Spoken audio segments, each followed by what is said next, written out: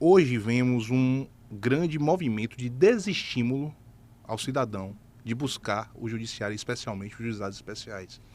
Vivemos a possibilidade de sucateamento dos juizados especiais diante desse risco de desestímulo. Na medida que o cidadão não consegue receber uma devolutiva do judiciário, ou seja, a resposta do judiciário a contento.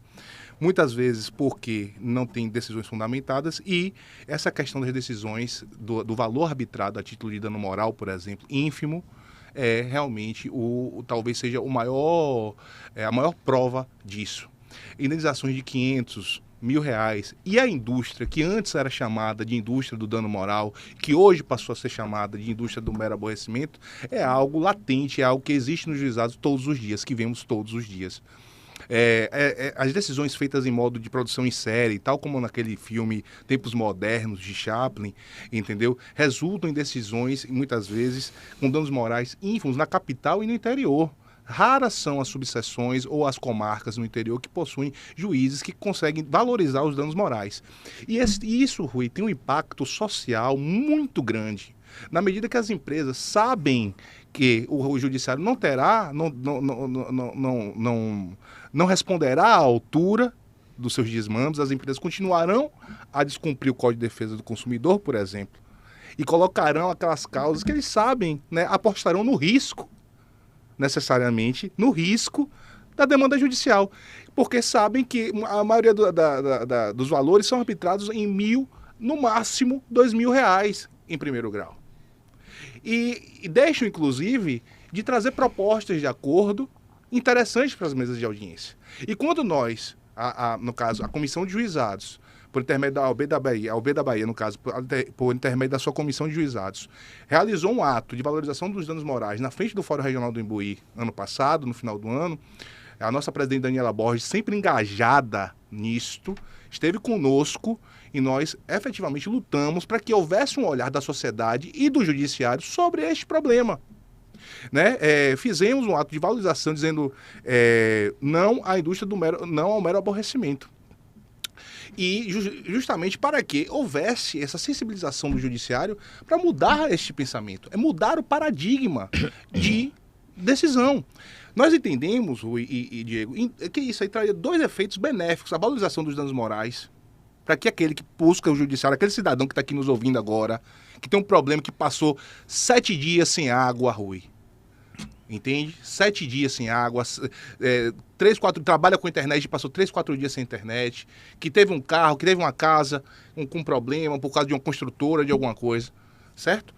Ou então que prezou, que buscou a vida toda manter seu nome limpo e por um ato desidioso de uma empresa foi colocado, negligente, foi colocado o nome ali, negativado, que ele possa ter uma resposta à altura, um valor de dano moral, né, condizente com o problema que ele teve.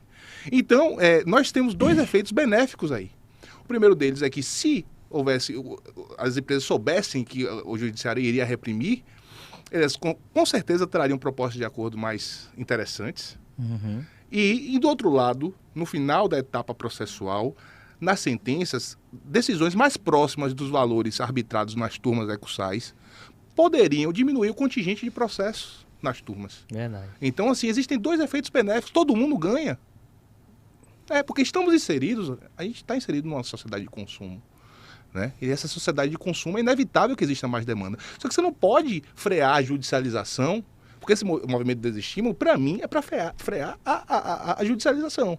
E o judiciário não pode se valer desse artifício, data máxima vez, não são todos os juízes, alguns juízes, aliás, muitos juízes fazem isso, né? Exceção são juízes que não fazem, então, assim, que não têm um olhar para valorização do dano moral. Então, o que acontece? Eles acabam, a sociedade acaba pagando um preço muito caro por isso, porque isso impacta socialmente.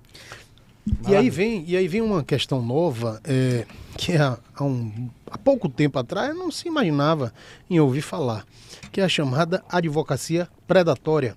Eu não sei se vocês têm acompanhado, mas hoje em dia há uma presunção de boa parte dos julgadores, dos juízes, no sentido de que, em havendo um ajuizamento de ações em volume significativo ou atípico, se caracterizará a chamada advocacia predatória.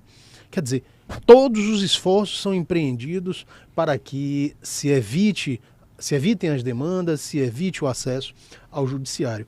Como é que a advocacia que milita nos juizados tem se pautado, tem combatido esse tipo de suposição da justiça, de parte da justiça? Primeiro que nós combatemos e repudiamos completamente este termo, advocacia predatória. Não somos aves de rapina, não somos predadores, somos advogados, efetivamente. Estamos ali realizando nosso trabalho.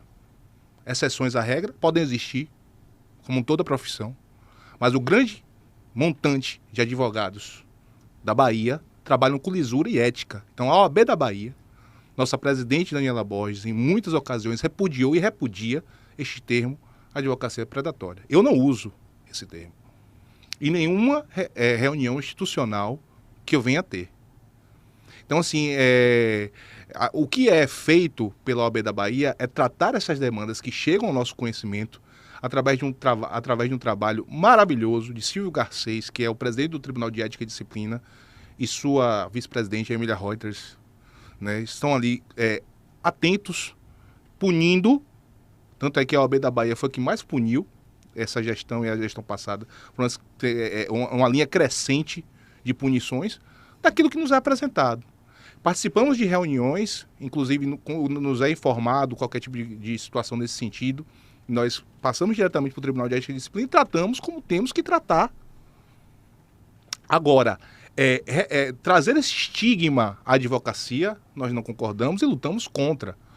Né? Tanto é que o tribunal desenvolveu um núcleo chamado NUCOF, com enunciados que muitas vezes são preconceituosos e estigmatizadores da advocacia, porque prevêem, por exemplo, Rui, Diego, que advogado que, por exemplo, se você precisar cindir uma demanda, dois clientes seus foram prejudicados num cancelamento de voo, certo?